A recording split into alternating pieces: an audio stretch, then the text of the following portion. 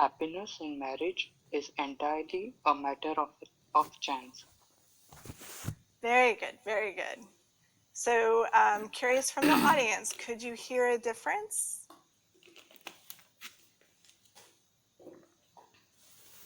Yes or no? Could you hear a difference when he shadowed me? Yes?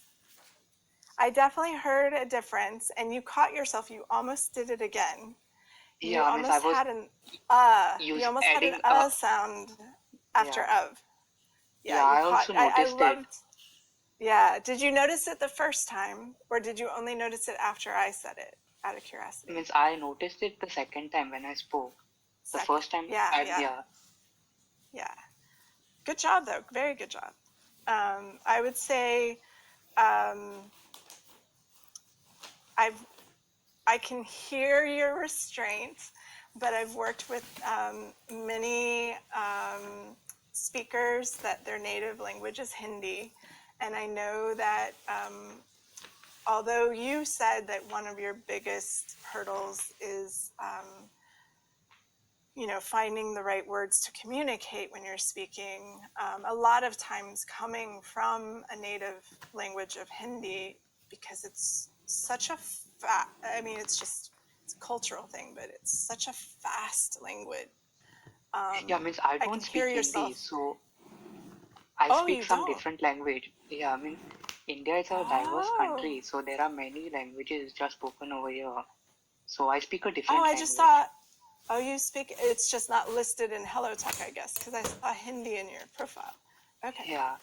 Yeah, I know that there's like over 30 languages in India, right? No, there are more than 120 official languages which are there in India. Wow, that's a lot.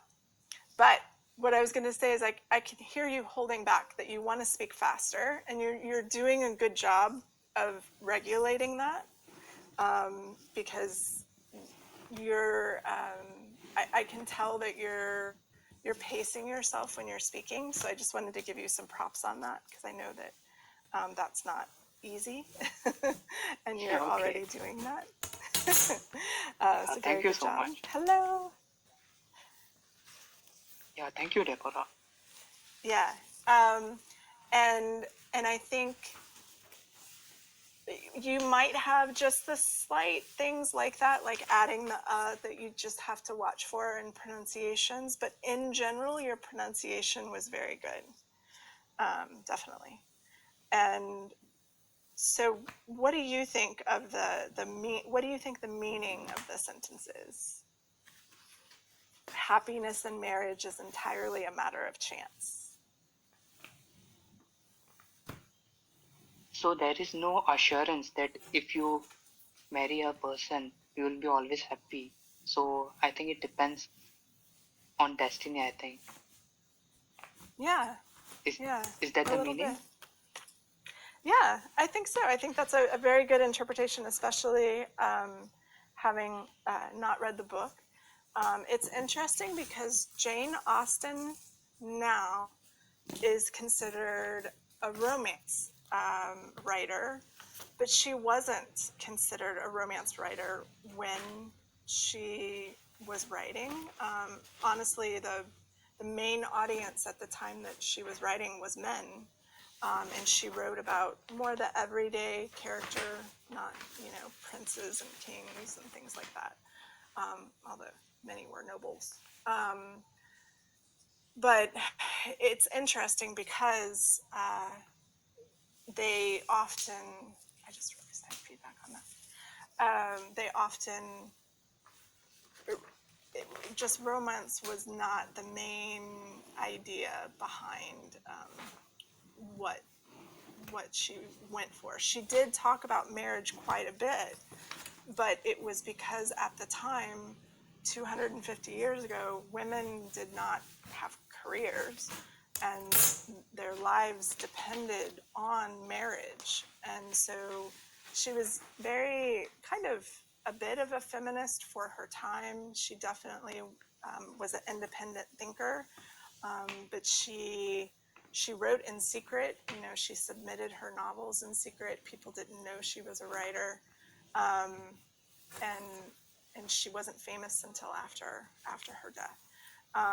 And so although now she is considered a romance novelist, and definitely many of the themes of her books have now become themes for a lot of our romance movies and shows now.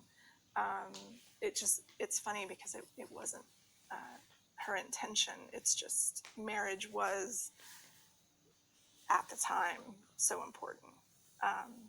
So, and just seeing the comments, marriage like a watermelon, sometimes, and that sometimes that will be coming white or red. It's the best of your chance. Yeah, there just are no guarantees. You just never know. You can be as in love as you can be, but there just are no guarantees. Canada Embassy. Huh. So any other interpretations? I'm curious.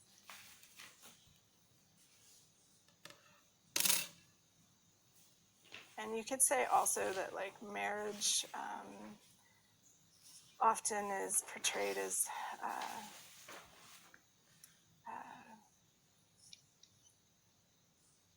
practical rather than romantic. Also, Hello, Deborah. How are you? I'm good. How are you? I'm good I too. I I think was I'm like, how do late. you? You're late. It's gilded Gulzarish, but you can call me G, that's fine. You can call Gee, me Gul, even that's fine, I know. So When I I'm see you, I'm like, hello. What do I call you? you Did can you hear call that me pause? G. G is fine. I don't mind it at all, honestly speaking.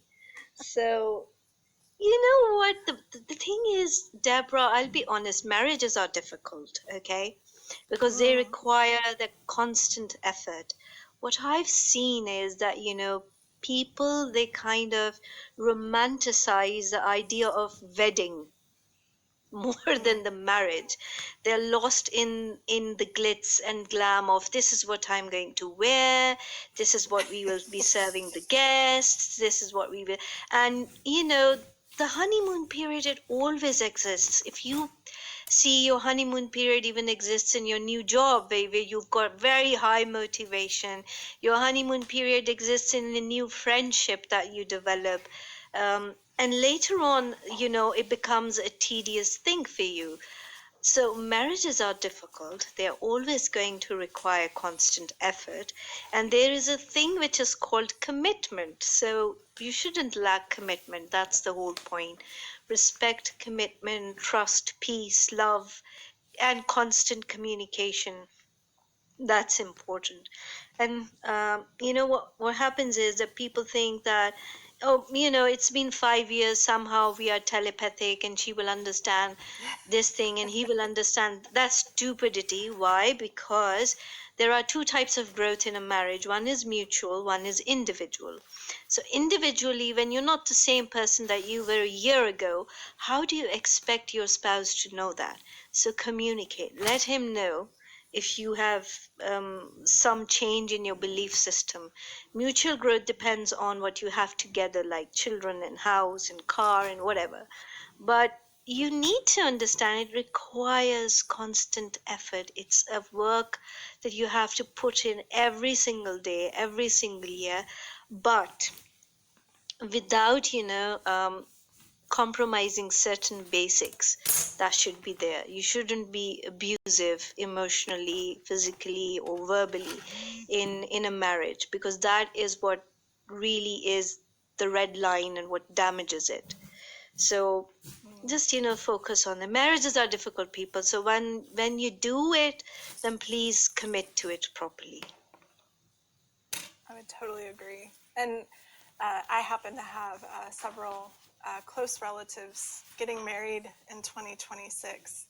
And, like you said, they're so into their weddings and planning them and making them perfect. And I've given that same advice to them over and over again. This it's fun. Enjoy that time. But at the same time, that is not marriage. Like that is going to be a brief little thing in the history of your marriage in reality. And you really have to focus on the big picture, not such a small thing. And the example that I give is when I got married, I'm a graphic designer. I'm very visual. I'm very picky about the way things look. And when I got married from a distance.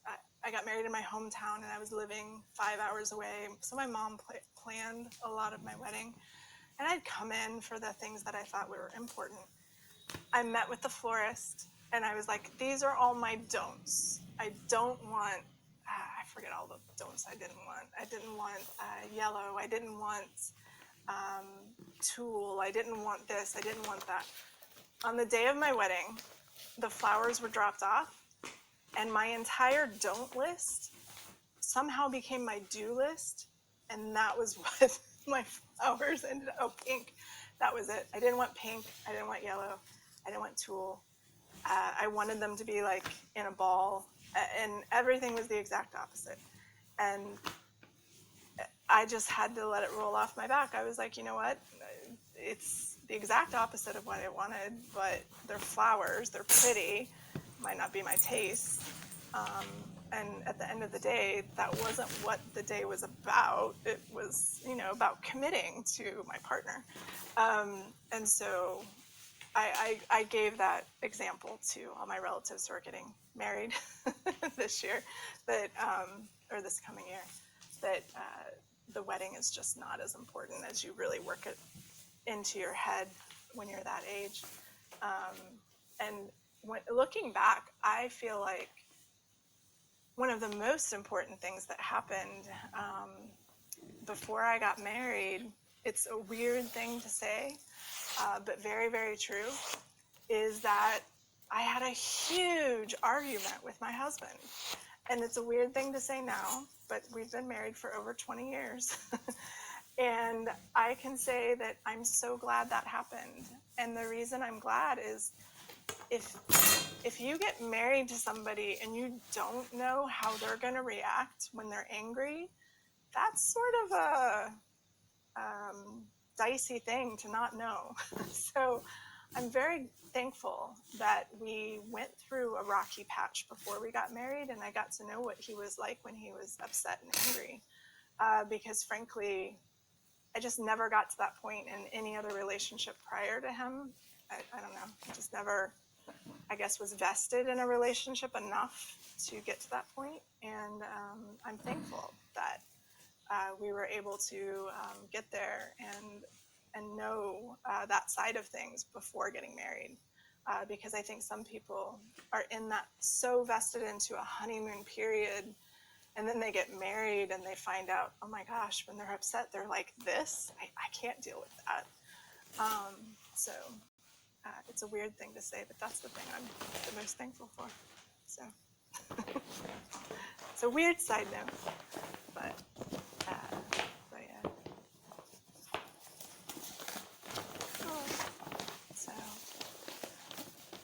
So yeah. But thank you so much, G, for participating. I'm so glad you're here. Kate was here earlier, but she couldn't stay for very long. And not many people have actually read Jane Austen. Oh, yeah, I could see that. Are we bringing more people up, Deborah? There are hands raised, but I wasn't sure if I should be bringing people up. And I'm a non-VIP Yeah, too now, so my time is like limited. I was like, I was limited. saving today's time for your VR. I was like, I'm gonna Oh, make sure you're so that sweet. I jump into Deborah's VR because I'm off the app anyways. I'm really busy Yeah, these days. But I was like, yeah, okay, now I yeah. have to join her, and I think I'm pretty late. Don't worry about it. Don't worry about it. I'll probably stay open for almost another hour. Oh, great. Yeah, what I was doing was bringing up a handful of people at a time, just so they could see who was next. Filling the stage. I understand. Okay. Yeah, just so they could see if they were next. So yeah, but thank you so much, Pavan. Yeah, thank you, Deborah, and thank you for letting us know about Jane Austen. Yeah, definitely check her out. I know not everybody's a big reader, but I definitely recommend her work, even if you want to check out movies and television shows that have been made on her work, because they're constantly releasing things. I think there's another movie coming out next year. So her things, and sometimes they make them very modern. I mean, just a couple years ago, they made Pride and Prejudice and Zombies. I mean, they will rework her stuff in all kinds of ways. So Okay. you never know. But yeah, so I definitely recommend checking out her stuff. Okay, okay. I surely do check it out. Okay, thank you, Deborah. Okay, you're welcome. You're welcome. And I will bring up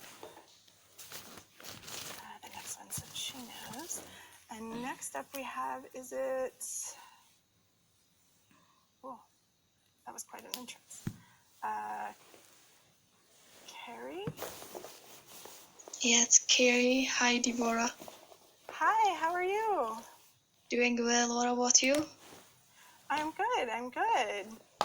Would you like to introduce yourself? Okay, I'm Carrie. I am preparing to take an entrance exam, and my reason is why I'm practicing English is I want to apply for scholarship, and it helped me also to get a job. Yeah, and I want my sound to look like a native speaker. Okay. And what is it you want to study? Maybe computer science. Computer science. Okay. Yes. Very cool. Well, welcome, welcome. Have you heard of Jane Austen before? No, it's my first time. First time. Okay. Yeah.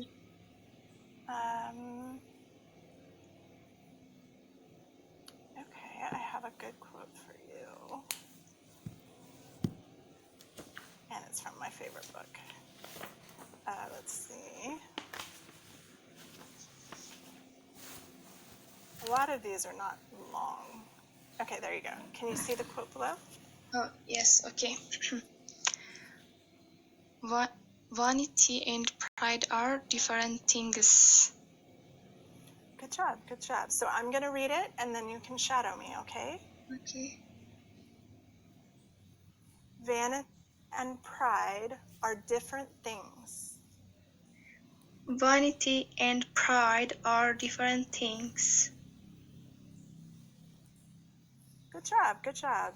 And so audience, could you hear a difference when she shadowed? I'm curious. Yeah. I'm guessing, was vanity a new word for you, perhaps? It sounded like you were sounding it out. Okay. Vanity? Was it yeah, was that a new word for you? Yeah. Okay, good job. I mean, you did a really good job sounding it out, honestly. Thank you. Yeah. So let me see if I can pull up.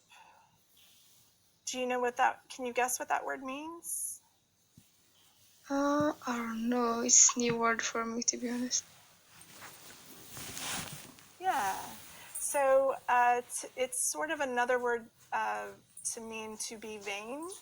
It means that you have a lot of pride in, say, how you look or what you do. Like if you think